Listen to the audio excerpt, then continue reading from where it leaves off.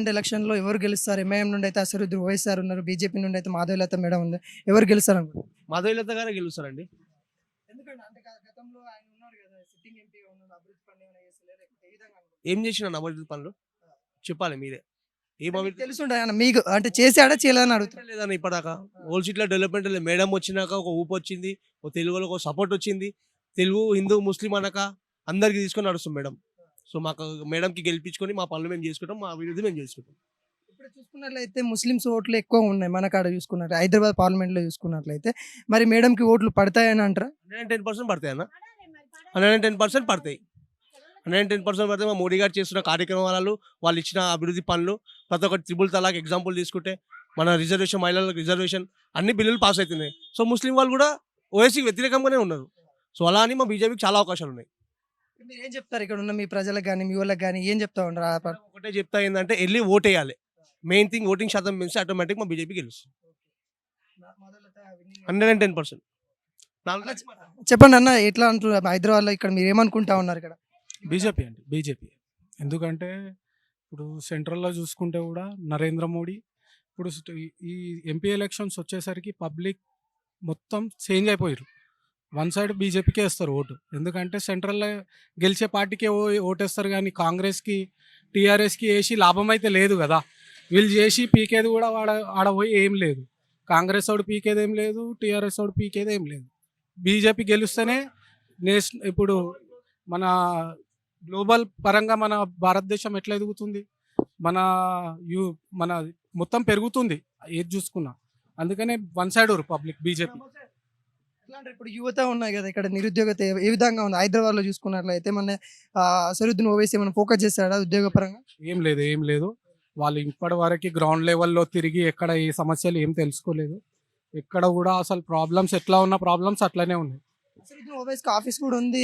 మా ప్రజలు వెళ్తే ఏదైనా ప్రాబ్లమ్ సాల్వ్ చేస్తా అని చెప్తా ఉన్నారు కదా, మరి ఉందా? అసలు మీరు వెళ్తున్నారా? ప్రజలు అంటే ఇప్పుడు హైదరాబాద్లో ఎంతమంది ప్రజలు ఉంటారు? ఇప్పుడు ఆయన రోజు ఎంతమంది కానీ పిలిచి ఆయన ప్రాబ్లమ్స్ సాల్వ్ చేయగలుగుతారు? గ్రౌండ్ లెవెల్లో తిరిగి పని చేయాలి తప్పితే నా దగ్గరకు వస్తే పని చేస్తా అంటే అది ఇక నువ్వు గెలిచేం ఫైదా? అంతే కదా.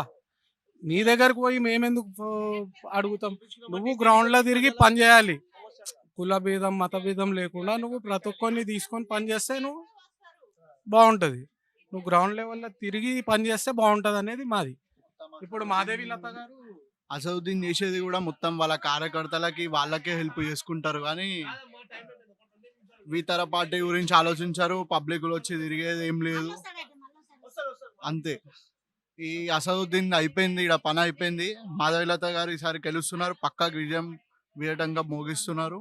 పక్కా హైదరాబాద్ భాగ్యనగర్లో మళ్ళీ గెలుస్తున్నారు, అంతే. అమ్మ చెప్పండి అమ్మ, హైదరాబాద్లో ఎవరు గెలవబోతున్నారు? బీజేపీ నుండి అయితే మాధవీలత మేడం ఉంది, అసదుద్దీన్ ఓవైసీ సార్ కూడా ఎంఐఎం నుండి ఉన్నారు. అది ఎవరు తెలుసు అయ్యా? ఎవరికి గెలిచేది లోపల ఎవరు తినేది, ఎవరు చేసేది ఎవరికి తెలుసు?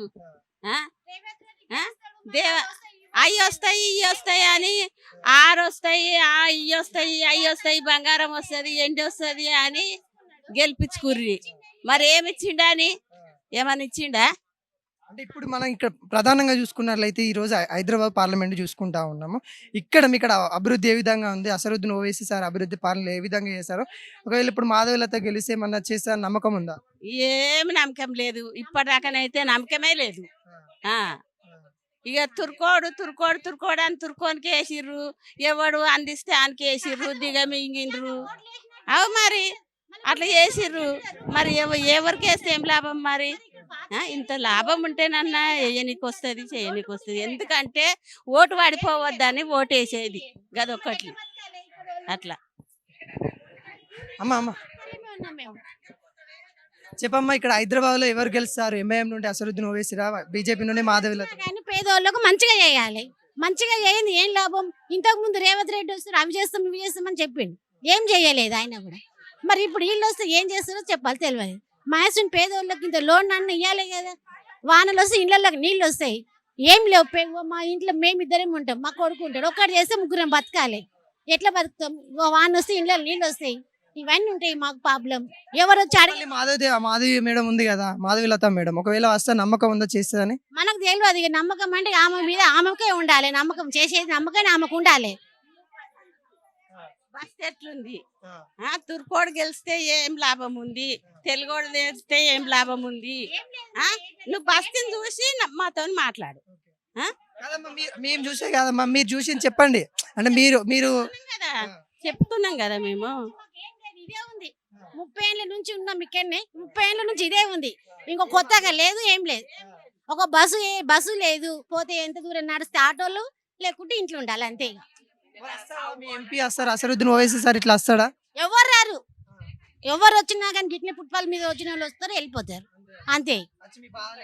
ఏం తెలుసుకోరు, మా బాధలు తెలుసుకోరు, మేము ఎట్లున్నదని కూడా తెలుసుకోరు. అట్లున్నాం మరి మేము ఇక్కడ. అమ్మా, ఇప్పుడు హైదరాబాద్ పార్లమెంట్ లో చూసుకున్నట్లయితే బీజేపీ నుండి మాధవలత మేడం ఉంది, ఎంఐఎం నుండి అసరుద్దీన్ ఓవైసీ సార్ ఉన్నారు. ఇక్కడ ఎవరు గెలుస్తారు అనుకుంటారు? ఎవరు గెలుస్తారని ఏం తెలుస్తలేదు. ఏమో తుర్కోళ్ళ ఏరియాకి వచ్చింది, తుర్కోడే గెలుస్తాడు అంటారు. మాకు ఎవడు పట్టించుకోవడం, మమ్మల్ని ఎవడు అడగడు. కనీసం ఓట్ల గురించి కూడా మమ్మల్ని ఏం అడగారు కూడా. మా ఓటు వచ్చిందా రాలేదు కూడా ఎవడు చెప్పాడు. మేమే పోయి ఆడ ఎత్తుక్కొని వేసి వస్తున్నాం ఓట్లు. ఇన్ని సంవత్సరాలు మేము వచ్చి కూడా ఇన్ని 40-50 ఏళ్ళు అవుతుంది ఈ bus. MP Azharuddin Owaisi sir ఇక్కడికి వస్తాడంటే ప్రజలంగా రాడు, ఎప్పుడు రాలే. మాకు ఓట్లు కూడా ఇగో మీ ఓట్లు అని కూడా మాకు ఇంటికాడ ఓట్లే రావు. మేము పోయి వేసి వస్తాం ఆడ. నిజంగా ఇక్కడ మనకాడ దొంగ ఓట్లు చాలా ఉన్నాయని చెప్తా ఉన్నారు, నిజమేనా అది? నిజమేముందో మాకు తెలియదు అవన్నీ. ఇక మేమే ఆడ ఎన్కులాడుకొని వేసి వస్తున్నాం ఓట్లు, మా పేర్లు దొరకకనే. ఇంటికి ఓట్లు రావా? ఓట్లే రావు. మేము పోయి స్లిప్పులు పంపారు, మా పేర్లు వెళ్ళాయి. ఆ స్లిప్పులలో మా పేర్లే రావు. అన్ని కొట్టేసిళ్ళు అంటారు, వెళ్ళిపోయినాయి అంటారు. మళ్ళీ ఇక ఏడికెళ్ళి పోయి ఎత్తుకోవాలి మేము.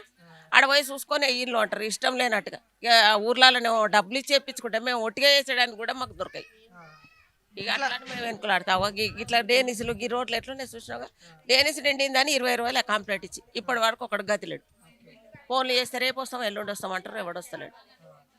ఎట్లా ఉంది మరి మరి అభివృద్ధి పనులు అసరుద్దీన్ ఓవైసీ సార్ అభివృద్ధి పనులు, రోడ్లు కానీ? మంచిగా లేవు ఇక్కడ, ఏం మంచిగా చేస్తలేడు, ఏం లేదు. మా గురించి పట్టించుకున్నాడే లేడు ఇక్కడ. నిన్న గాడ చచ్చిండంటే సాగుకు 1200 ఆటో కిరా పెట్టుకొని పోయినా సాగు పోవాలంటే. సవలతు లేక ఇక్కడ బస్సు లేడున్నాయి ఇక్కడ. మరి ఒకవేళ బీజేపీ గెలిస్తే మరి ఏమన్నా మంచి చేసే అనుకుంటుర్రా మీరు? నమ్మకం గెలిస్తే మంచిగా చేస్తాడని అనుకుంటున్నాం.